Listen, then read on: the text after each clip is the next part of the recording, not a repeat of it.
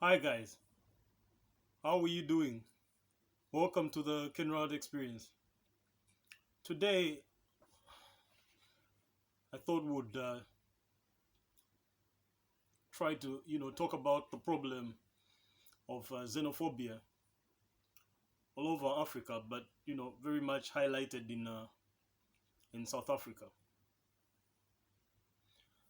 Now, of course, by the time you've been lured in here, I'm gonna assume you already know what xenophobia means, so I won't get into defining xenophobia. Now, at the Kenrald Experience, one thing we don't do is we don't blame anybody else because we are responsible.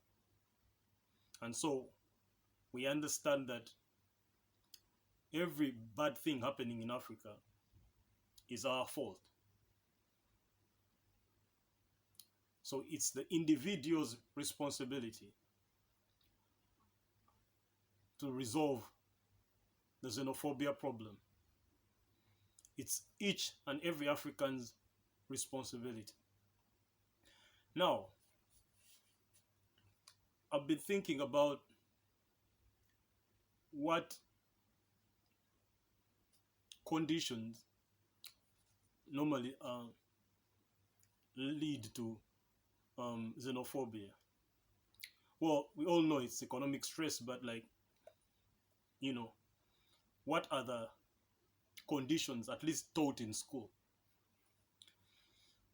Uh, First condition is technology. There is technology advancement, and with this advancement, machines are taking over jobs, and so there are less jobs, which causes that little pressure that causes turmoil, and that causes anxiety and uncertainty of the future, and causes the economic stress and people to get violent.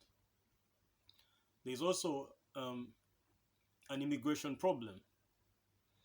Um, the boundaries that were created by colonialism have created an immigration problem, obviously, because there are different African states. And so when a newcomer comes, it creates this fake group identity of nationalism. So when a newcomer comes, well, they're received as an enemy, which is very natural. And so um, sometimes when you're unlucky, it turns into xenophobia. And then finally, it's an enlightenment problem. Now, this is where we're going to focus because the purpose of the Kenrald experience is enlightenment or awakening Africans. And so now let's get into this enlightenment program because that's problem because that's the core of why I even decided to talk about this. So, what is the real cause of xenophobia? Any ideas? The real cause of xenophobia is the same problem throughout Africa that has been created by ethnics, which is Africans have been denied meaning. Africans have been denied meaning by, first of all, creation of boundaries and promotion of division or divisive ideology and propaganda. So things like nationalism and all that. And further about meaning is when you're denied meaning, you're denied purpose. And when you're denied purpose, you're denied freedom. And I've defined freedom in the previous videos as a lack of opportunity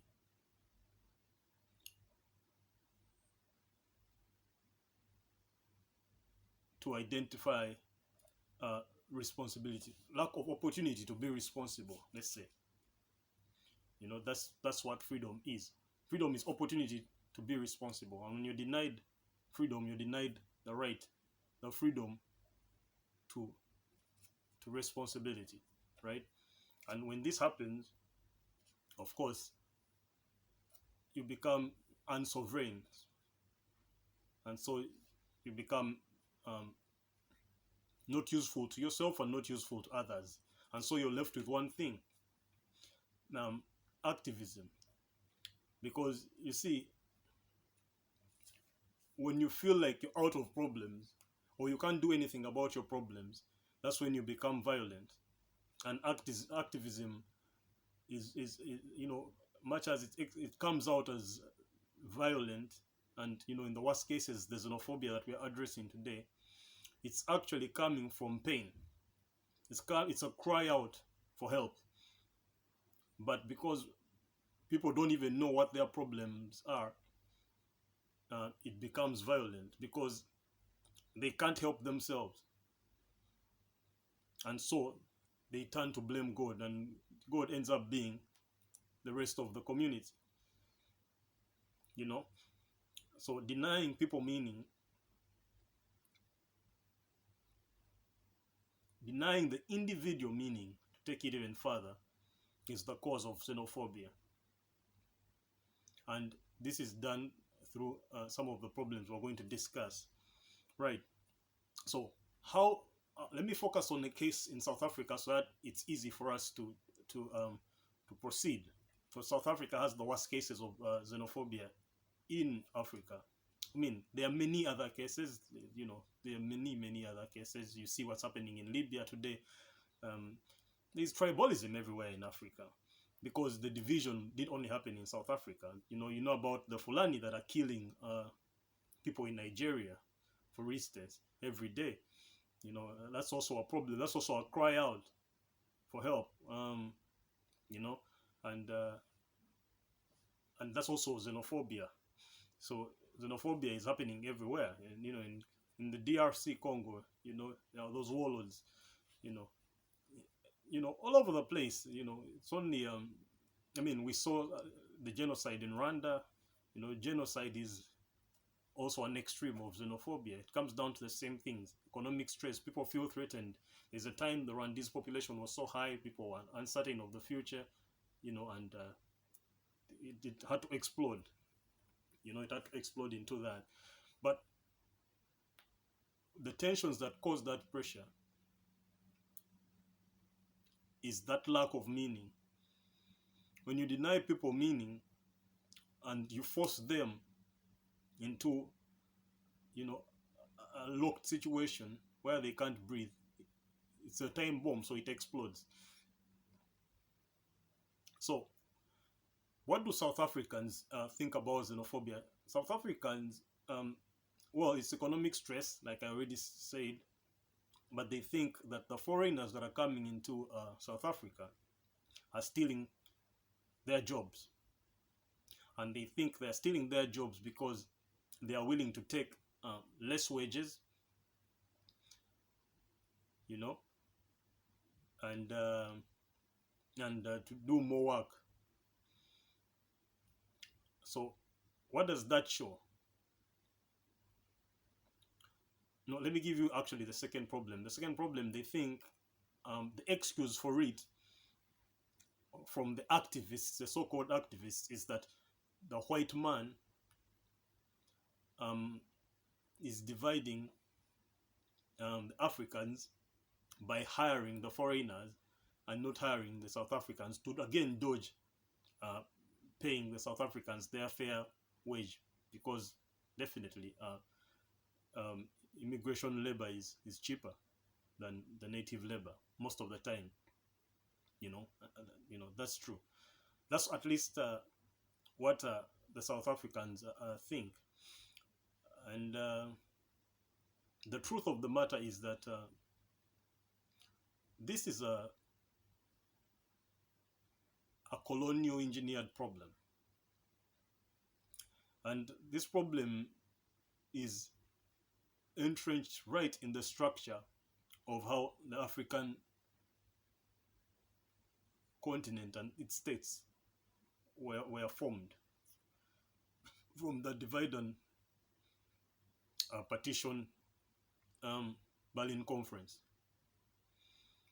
where Africans were denied freedom That's opportunity to identify uh, and and and and and and uh, and take up responsibility. And they were all lumped up in these different plantations called nations under states that are prefected by African leaders chosen to kiss us off. These Western colonial masters, which is still going on today.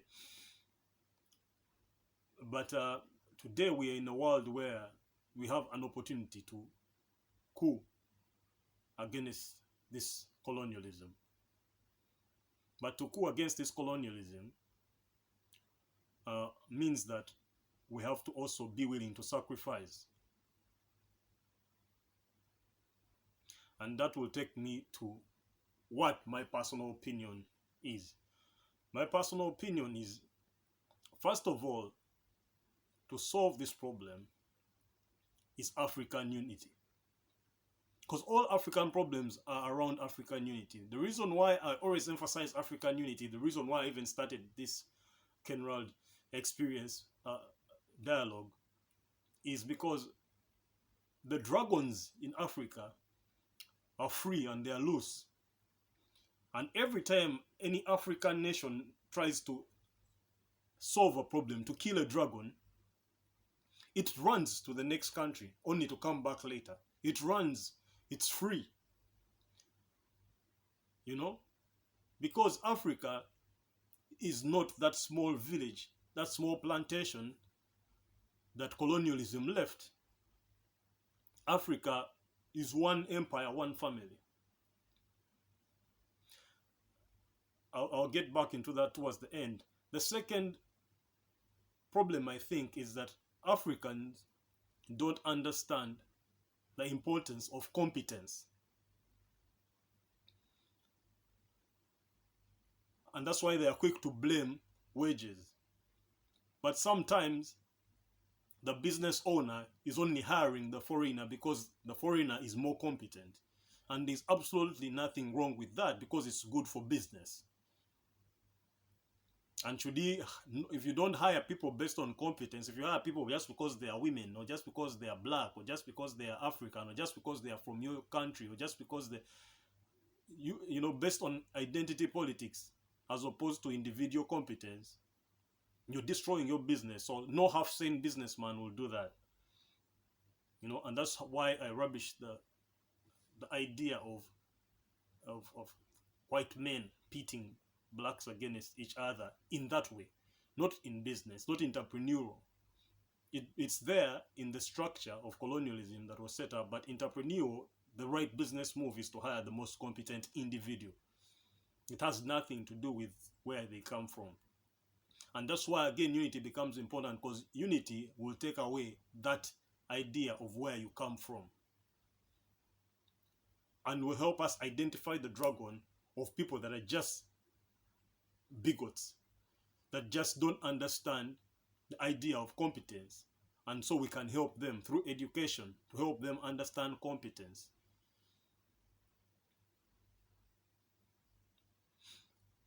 So the ways that government has tried to help is protectionism, you know, keeping out people, building walls, like, you know, Trump advocates for the US, you know, taxing, you know, businessmen to help out community.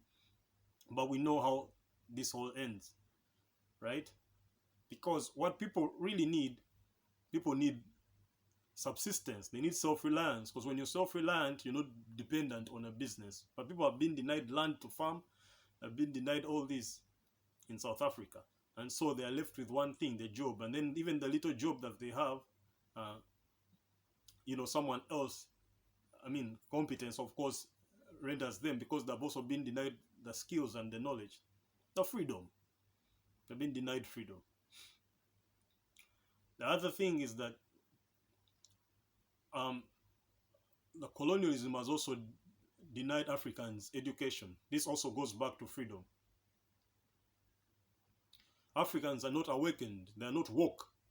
And because you're not woke, you're again not free, because you're unable to know your responsibility, to know what problems are your problems.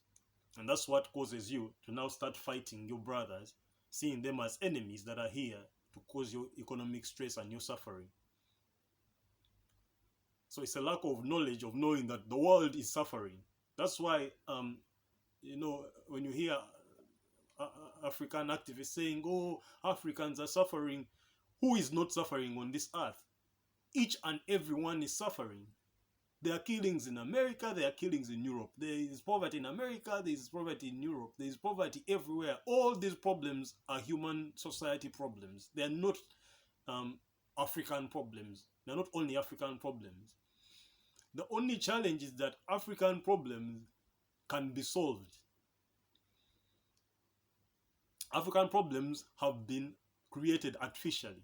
And that's why you see there's this bug within all of us that clearly says there's something we can do about Africa. Because while all the other places come from a place of genuine natural scarcity, they don't have. Naturally, they are not rich lands. Their problems are justified, and I've tried to solve them with trade and capitalism and all these economic systems that are evolving out there, because they're not perfect as well, as I've already said. But for Africa to adapt that just because it's what the colonial master is pumping into your education system is wrong. Because what you're adapting is you're adapting enslavement, which is lack of freedom. And it's deliberate, because once you're enlightened, then you'll sit and negotiate for a new deal on the global, let me say, decision table. But so long as they can keep you divided, solving lose wild dragons, then, while you're doing that, they keep exploiting, hoping that you never solve your problems.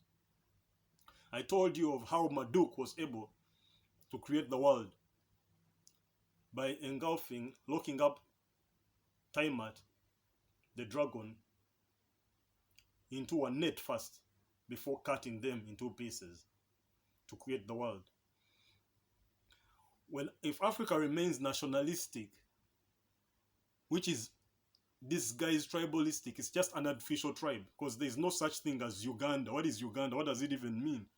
There's no such thing as Kenya. What does that mean? Tanzania, what does that mean? South Africa, what is that? Nigeria, what is that?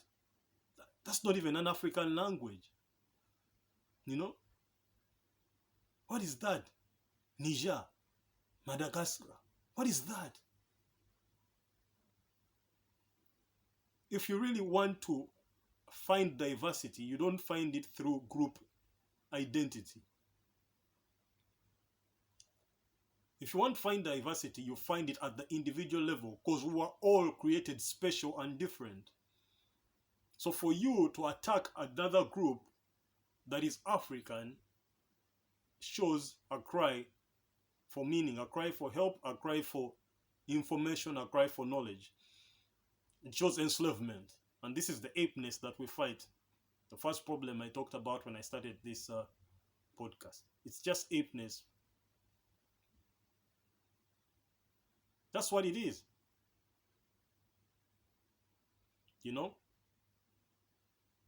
It doesn't matter if the business owner is white, black, blue. It doesn't matter, because so long as you're being entrepreneur, the right move to make is to hire the most competent people.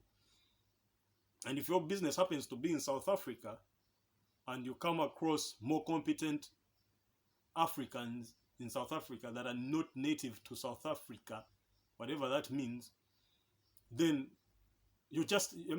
for the good of the business, you hire the competent people so that you can provide services that are actually benefited by the South Africans. But you see, it takes a very knowledgeable person to know that. It's not easy to know that. It's not. And under nationalism, natives take priority. You know, native takes priority. Natives take priority. But competence is what makes a business better.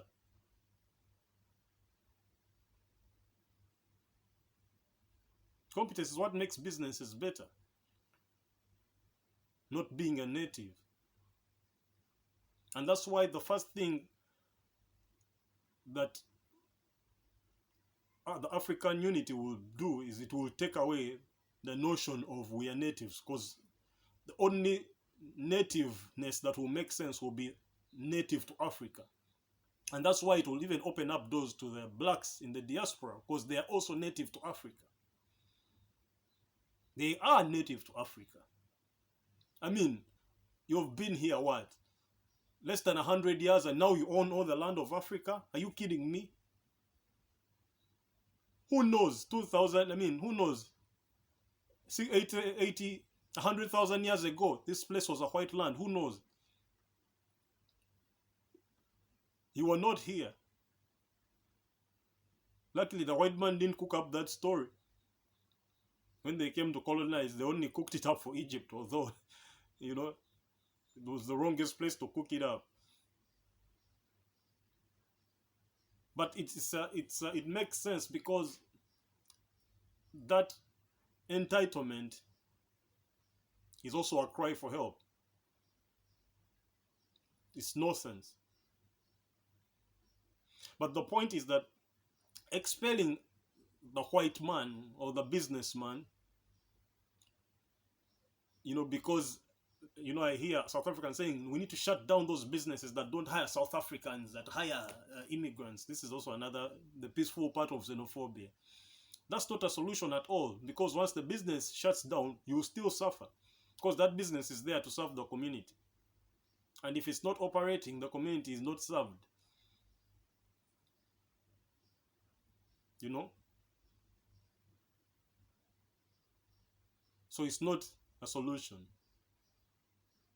Now, also the people being killed, the victims of xenophobia. In every endeavor in life, you have to understand that there is that risk. So the oppressed, you must be also willing to face the risks.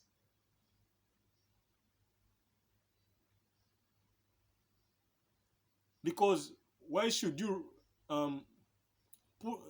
go in a place that is hostile? You know, there are more problems to solve in other African countries. And I know you're chasing money. There is more responsibility to take up in other places. There are more problems to solve in Africa. But you don't know those problems. So you also suffer from the same problem, lack of meaning. That's why you're chasing what has been identified. You're chasing money. White man money. Colonial money. No? There are other places in Africa besides South Africa where you can go. But you're locked in South Africa. You know, what is gluing you to South Africa? Again, money. So clearly you also know you're going to improve your economics, your money situation. You know? So even if it's genuine, if it's genuine competence that you have, then you should be able to find a job in much more safe spaces.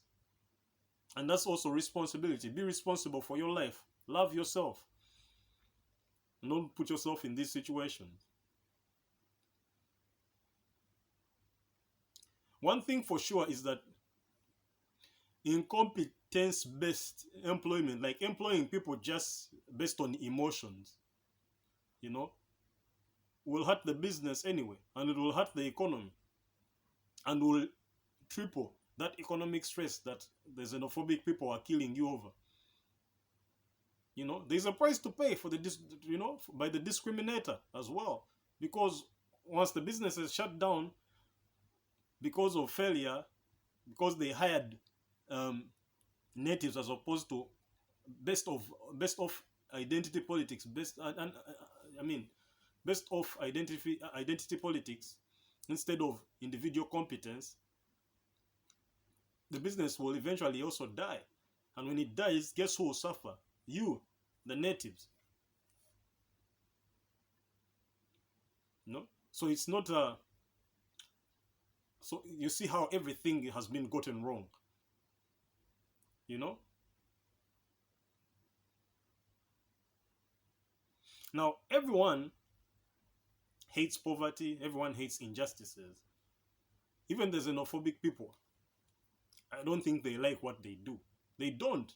That's why they're not doing it every day.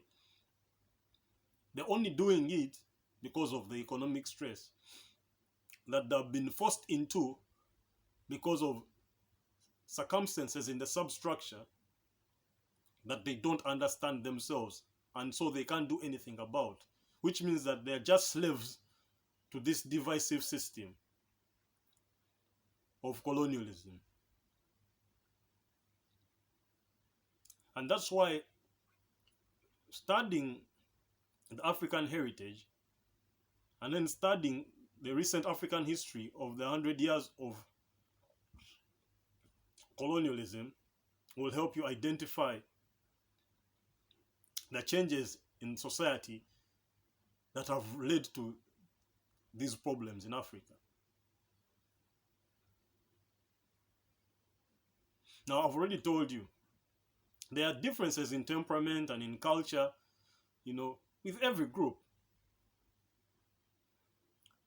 But the true diversity among human beings is a diversity within groups, which means that it happens at the individual level.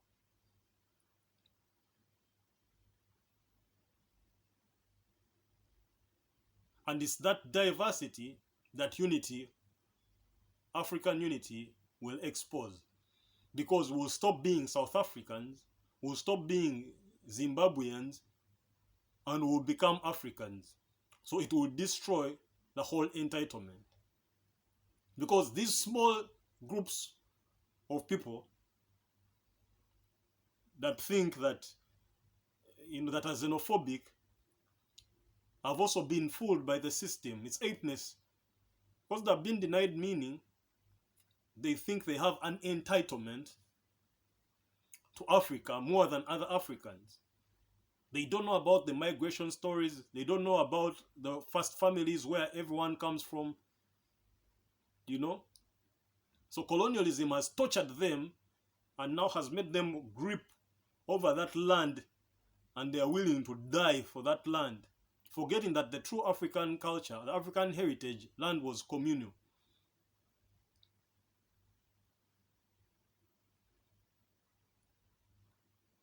The flip side of that is you see what is happening with the pastoralists, because the Fulani and most of the raidings are pastoralist raidings. The pastoralists still hold this idea of land was communal, was for the animals, and that's why you see they raid other people's land also. It's the reverse of xenophobia, but approach from the other way, where again people are so entitled to the land that they think everyone else does not belong. And that's what is happening with the Fulani. But again, if we united as Africa, like I told you in the previous video, we can solve the Fulani problem. Because Africa is too big to be bullied by a few 100,000 people. And if they are smart enough, they'll fall in line. Because we are one family. No one is out against the Fulani. No one is out there against the South Africans, against anyone xenophobic. But if you leave that problem to be a national problem, it's politicized. It's politicized into identity, ideology, and all that group divisiveness that ends up in no real solution, because that's not the problem. I told you the biggest problem behind all this is a craving for meaning. And that's the meaning that has been denied.